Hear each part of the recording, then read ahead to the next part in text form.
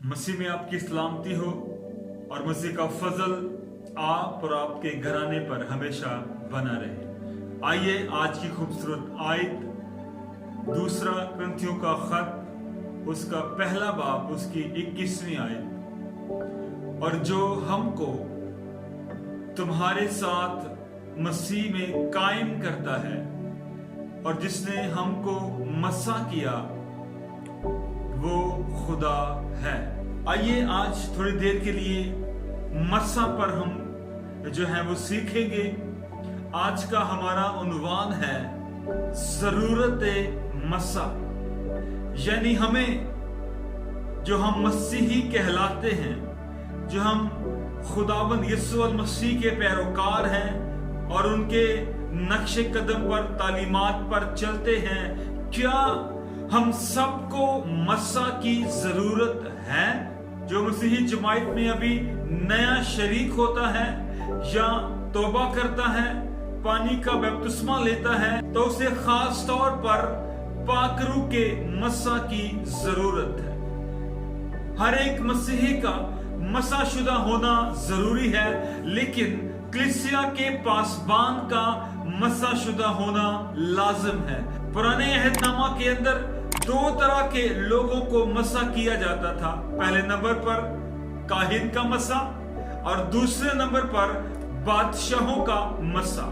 काहिन का मसा पाकीज़गी की अलामत है और बादशाहों का जो मसा है वो कुदरत और इख्तियार की अलामत है। और काहिन को जब मसा किया जाता, अहबार की किताब उसके 8वें बाब के मुताबिक लिखा है कि पहले उन्हें पानी से गुस्ल करवाया जाता, फिर खास तैयार शुदा लिबास पहनाकर, तेल लगाकर, तेल के साथ उन्हें मसा किया जाता ताकि वो हैकल के अंदर खिदमत गुजारी का काम करें। जैसा मैंने आपको बताया कि बादशाहों का जो मसा है वो कुदरत और इख्तियार को जाहिर करता है और पाकरू का जो मसा है वो बादशाहों के मसा की अलामत है। जब हम पाकरू के मसा की बात करते हैं तो बहुत से लोग पाकरू के मसा के बारे में कहते हैं, हमें पाकरू दे या हमें मसा दे,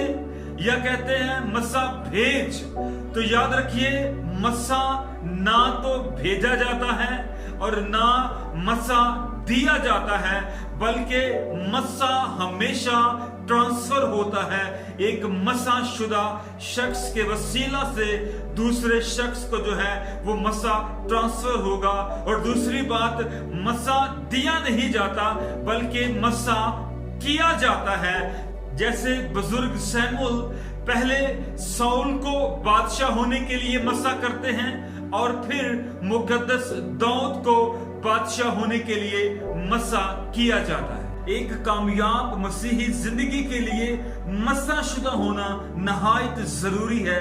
बहुत से लोग रूल कुछ से मसा होने के लिए रोजे रखते हैं, दुआएं करते हैं, रियाजतें करते हैं, इबादतें करते हैं, लेकिन याद रखिए खुदा हमको मसा करता है। इस रेफरेंस के अंदर भी हमने सीखा है, लिखा है, जिसने हमको मसा किया वो खुदा है। और जब हम मसीह खुदावंद की जिंदगी पर निगाह करते हैं और हम देखते हैं कि दरियाए यरदन पर जब खुदावंद यीशु मसीह ने यूहन्ना अस्तबागी से अस्तबाग लिया यानी बपतिस्मा लिया, तो वहां पर रूहुल कुद्स कबूतर की शक्ल में उनके ऊपर आकर ठहर गया और वो खुदा की तरफ से था और खुदा की आवाज भी वहां सबको सुनाई दी कि ये मेरा प्यारा बेटा है। इसलिए खुदा हमें मसा करता है, खुदा हमें इस लायक बनाता है कि हम मसा शुदा बने। खुदा ही की तरफ से जो है हम मसा किए जाते हैं। अगर आप चाहते हैं कि खुदा आपको रूहुल कुद्स से मसा करे तो याद रखिए आपको 8 काम करने होंगे। जब आप ये 8 काम करेंगे तो खुदा यकीनन आपको रूहुल कुद्स से मसा करेगा। सबसे पहले आपने खुदा का मुंतजिर होना है और फिर खुदा की आवाज को सुनना है और खुदा की आवाज को सुनकर खुदा की फर्मा बरदारी करनी है, सब्र से बर्दाश्त करना है, दूसरों की मदद करनी है और दूसरों की जिंदगी से सीखना है। और सबसे बड़ी बात, आपने बदी से दूर भागना है ताकि आप किसी भी हादसा का शिकार ना हो पाए और अपने आप को हादसा बनने से बचाना है। हर किस्म की बुत परस्ती से अपने आप को और लालच से अपने आप को दूर रखना है। अगर हम अपनी कुव्वत की बजाय खुदा की कुव्वत को मौका दें कि वो हम में से होकर काम करे, तो याद रखिए, ना सिर्फ खुदा हमें पाक रूह से मसा करेगा बल्कि हमारे वसीला से बड़े बड़े काम जो है वो करवाएगा। खुदावंद आप सबको बरकत दे। आमीन।